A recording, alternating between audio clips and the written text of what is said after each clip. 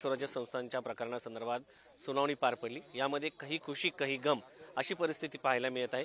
एकीकडे 57 स्थानिक स्वराज्य संस्थांच्या निवडणुकीला हिरवा कंदील दिला आहे, मात्र त्यातील ओबीसींसाठी अजूनही गंडांतर आहे। या सगळ्या संदर्भामध्ये बांटी आयोगावर प्रश्नचिन्ह उपस्थित करणारे मंगेश ससाणे सर आहेत, त्यांच्याशी आपण बातचीत करतोय। सर, खरं तर 57 ज्या जागा आहेत त्या ठिकाणी निवडणुकीला हिरवा कंदील दिलाय, कुठेतरी ओबीसींसाठी हे गंडांतर म्हणायचं? नाही, उलट ओबीसी साठी फायदा आहे ना। 57 जागावर ज्या 246 म्युनिसिपल काउन्सिल्स म्हणजे नगर परिषदा आणि 42 नगर पंचायती यातील 57 जागावर ओबीसीचं आरक्षण फक्त ट्रायबल पॉप्युलेशन असल्यामुळे वाढलं होतं।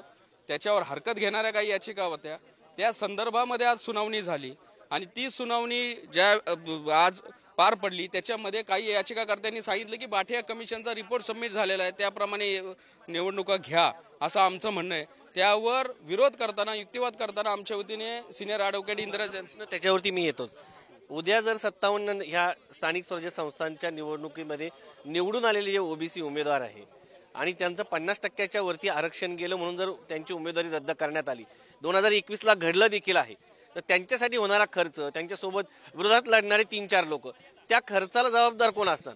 नाही, खर्चाला जबाबदार आता ते काय आम्ही तर सांगू शकत नाही। सर्वात महत्त्वाचं म्हणजे संविधानिक आमचं आरक्षण आहे, आमची मागणी तीच आहे। त्याच्यामुळं आज ओबीसीचं हे जो अनरेस्ट आहे तो लक्षात घेऊन, ओबीसीची न्यायाची बाजू लक्षात घेऊन कोर्टाने सांगितलं की आम्ही 3 जज बेंच कॉन्स्टिट्यूट करतो। 3 जज तर के कृष्णमूर्तीच्या आयोगानुसार 50% वरती देऊ नका हे के कृष्णमूर्तीने सांगितलंय। 3 जज कशा पद्धतीने ठरवू शकतात? कारण त्यासाठी 7 जजेसची गरज आहे की जर ह्या 50% वरती गेलं तर। नाही, त्या संदर्भामध्ये के कृष्णमूर्तीच्या जजमेंटमध्ये 50%ची कॅप आहे, पण त्याच्यामध्ये एक एक्सेप्शनल केसेस किंवा एक्सेप्शनल एक्स्ट्रॉर्डिनरी सिच्युएशन आम्ही तिथं दाखवू शकतो। जिथं ट्रायबल पॉप्युलेशन आहे तिथं 50%ची मर्यादा, जी 50%ची जी कॅप आहे ती ओलांडण्यासाठी आम्हाला या कॉन्स्टिट्युशनल बेंच आम्हाला परवानगी देईल असे आम्ही आशा करतो। त्यामुळे ओबीसीसाठी हा आज खरं म्हणलं तर चांगला दिवस आहे। बेंच कोणतं? म्हणजे तुम्ही आता हे 3 जजेसचं घटनापीठ जे तयार होणार आहे, 3 जजेसचं कॉन्स्टिट्युशनल, ते देऊ शकतं 5 जजेसने दिलेल्या निर्णयाच्या अधीन राहणारा निर्णय? नाही, नक्कीच देऊ शकतं। त्यांनी त्याच्यामध्ये कृष्णमूर्तींनी एक्सेप्शन सांगितलेले ट्रायबल एरियामध्ये आणि 50%ची मर्यादा या केंद्र सरकारने घटना दुरुस्ती करून ओलांडलेली आहे। ईडब्ल्यूएस आरक्षण आलेलं आहे, त्याच्यामध्ये 60% आरक्षण आहे आणि ती 50%ची ओलांडलेली मर्यादा 60% आरक्षण ह्या सुप्रीम कोर्टाने कायम केलेलं आहे। त्यामुळं आम्हाला नक्कीच आशा आहे आमचं ओबीसीचं नुकसान आम्ही टाळलेलं आहे। बाठिया कमिशनचा रिपोर्ट कसा फ्लॉ त्याच्यामध्ये आहेत, कशा त्याच्यामध्ये चुका आहे, 57 याच्यावरती बोलायचं तुमच्यासोबत। जर समजा हे जर घडलं गेलं, 57 स्थानिक स्वराज्य संस्थांच्या ठिकाणच्या ओबीसींची उमेदवारी भविष्यामध्ये सदस्यत्व रद्द झालं तर याला जबाबदार कोण असेल? नाही, याला जबाबदार तसं कोणाला धरता यायचं नाही आणि मुळामध्ये गेलं तर किंवा जर तरच्या गोष्टी करायला लागल्या तर आमचं म्हणणं तेच आहे। 2021ला गेलंय अशा याच्या आधी पण मी तर तेच म्हणतोय, ते गेलंय, पण त्याच्या आधी जवळजवळ 1200 ते 1300 स्थानिक स्वराज्य संस्थांच्या निवडणुका विदाऊट ओबीसी रिझर्वेशन झाल्या। मग ह्याचं काय? हे आमचा सवाल आहे। आमचे संवैधानिक हक्क आहे 243 D66 याला जबाबदार कोण आहे? कोणामुळे जात आहे? हे राज्य सरकारने किंवा केंद्र सरकारने भूमिका घ्यावी याच्यामध्ये। भाजपचं सरकार महाराष्ट्रामध्ये पण आहे, भाजपचं सरकार केंद्रात पण आहे। त्यांनी जशी ईडब्ल्यूएस साठी अमेंडमेंट केली तशी म्हणजे नोकरीमध्ये आणि जॉबमध्ये 15(4) आणि 16(4) जिथं आहे लागू, तिथं 15(6) आणि 16(6) आणलं। तसंच केंद्र सरकारने, राज्य सरकारने आणि या भाजप प्रणित सरकारने या संदर्भामध्ये कॉन्स्टिट्युशनल अमेंडमेंट करावी। 50%ची मर्यादा या राजकीय प्रतिनिधित्वामध्ये, पॉलिटिकल रिझर्वेशन मध्ये पण ओलांडावी, असा एखादा त्यांनी अध्यादेश आणावा। मी बांटिया कमिशनकडे येतोय। बांटिया कमिशनच्या संदर्भामध्ये त्याची समीक्षा होणार आहे। खरं तर या सगळ्या संदर्भामध्ये बांटिया आयोगामध्येच जो अहवाल आलेला आहे त्यातल्या काही सदस्यांनी लिहून ठेवलेला आहे की याच्यासाठी जी सर्वेक्षणात्मक मेथड वापरण्यात आलेली आहे ती योग्य नाही आहे। आता याच्या संदर्भात सुनावणी होणार आहे। काय आशा आहेत या बांटिया कमिशन, आणि जर तो अहवाल नाकारला गेला तर पुढचं काय? नाही मग सर्वात महत्त्वाचं मी पहिल्यांदा तुमच्या पहिल्या प्रश्नाकडे येतो. बाठिया कमिशनने हा एम्पेरिकल डाटा हा स्वतः गोळा करायचा होता, हा स्टडी स्वतः करायचा होता. बाठिया कमिशनने 2 ते 2.5 महिन्यामध्ये घाईघाईमध्ये हे एक्सरसाइज केलं. त्यांच्याकडे कोणताही डाटा नव्हता. त्यांनी राज्य सरकारला डाटा मागितला. राज्य सरकारने सरळ, पवित्र पोर्टल, UDAS, त्याच्यानंतर नॅशनल सॅम्पल सर्वे असा त्यांच्याकडे जो उपलब्ध डाटा सेट्स होते ते बाठिया कमिशनला दिले. आणि सर्वात ऑब्जेक्शनेबल वोटर लिस्ट दिल्या. त्या वोटर लिस्ट घेऊन आडनावावरनं एक सॉफ्टवेअर तयार केलं आणि त्या सॉफ्टवेअरमध्ये आडनावाच्या पुढे अंदाजे जात लावली.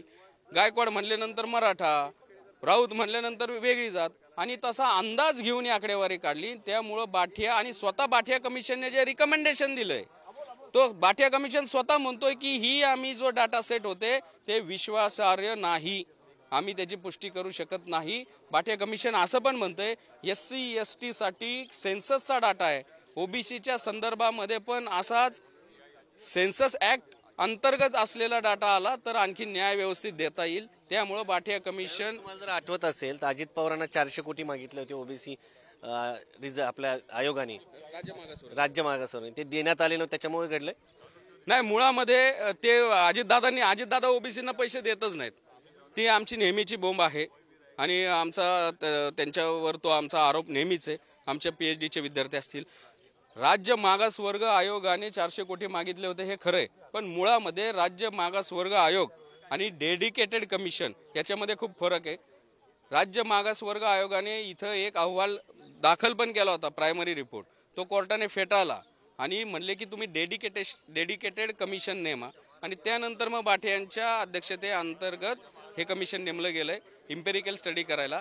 राज्य मागासवर्ग आयोग 15/4 आणि 16/4 जे लाभार्थी असतात, सोशली आणि एज्युकेशनली बॅकवर्ड क्लास, त्याचं व्हेरिफिकेशन करतो. आणि हे जे डेडिकेटेड कमिशन आहे इम्पेरिकल स्टडी करायला ते पूर्णपणे वेगळं आहे. पण नक्कीच अजितदादांनी त्यावेळेस पैसे दिले नव्हते हे सत्य आहे, ते मानावं लागेल. जर समीक्षा झाली आणि याच्यामध्ये आक्षेप असतील तर नव्यानं पुन्हा एकदा समीक्षा होणं गरजेचं आहे किंवा नवीन आयोग नेमून OBCची जी संख्या आहे, त्यांची स्थिती आहे ते जाणून घ्यावं लागेल. आणि दुसरा एक मुद्दा याला जोडून आहे, मध्य प्रदेशमध्ये देखील अशाच पद्धतीने सर्वेक्षण केलं गेलं होतं, मात्र तिथे OBCची संख्या कमी झाली नाही. तेच आम्ही म्हणतोय, मध्य प्रदेशमध्ये त्यांनी जी एक्सरसाइज केली ती होम टू होम केली, सेकंडरी डाटा सेटवर केली नाही. महाराष्ट्रामध्ये काहीतरी आपलं करायचं म्हणून त्यांनी अंदाज बांधला, त्यांच्यामध्ये तारतम्य नाही, ते बाठिया आयोगाच्या रिकमेंडेशनमध्ये स्पष्ट दिसतंय. तुम्ही जर म्हणालात की नवीन कमिशन नेमावं लागेल तर नक्कीच नेमावं लागेल. मी त्याच्या पुढे जाऊन म्हणतो, केंद्र सरकारने आताची जी दशवार्षिक जनगणना आहे प्रलंबित, केंद्र सरकारने जाहीर केले OBCची जातनिहाय जनगणना करणार. मग तो इम्पेरिकल डाटा घर टू घर मिळेल, होम टू होम मिळेल 2च वर्षात. त्याच्यामुळं मला नाही वाटत मग दुसऱ्या कुठल्या कमिशनची गरज लागेल. ही जी OBCची जातनिहाय जनगणना प्रलंबित आहे आणि होणारे केंद्र सरकारने जाहीर केलेले आहे, याच्यामधून प्रत्येक ग्रामपंचायतीतला, प्रत्येक जिल्ह्यातला, प्रत्येक तालुक्यातला ईच अँड एव्हरी डाटा म्हणजे SC ST OBCचा घरटी डाटा तो मिळेल आणि त्याच्या माध्यमातून दूध का दूध पाणी का पाणी होईल. तोपर्यंत आम्ही बाठिया कमिशन लागू होऊन देणार नाही. तर हे होते मंगेश ससाणे. या सगळ्याच्या संदर्भामध्ये जो बांटिया आयोग आहे त्या बांटिया आयोगावर त्यांनी प्रश्नचिन्ह उपस्थित केले आहे. आता या सगळ्या संदर्भामध्ये 21 जानेवारीला सुनावणी होईल. त्यामध्ये ठरवलं जाईल की या बांटिया आयोगाची समीक्षा होईल आणि त्याच्यामधील योग्यतेवरती, त्याच्या डाटावरती जे काही प्रश्नचिन्ह आहेत त्याच्यावरती उत्तरं मिळतील. त्यामुळे 21 जानेवारीच्या सुनावणी दरम्यान काय होतं हे पाहणं महत्त्वाचं आहे. व्हिडिओ जर्नलिस्ट अनिल कपूरसह शिवाजी काळे, पुढारी न्यूज, दिल्ली.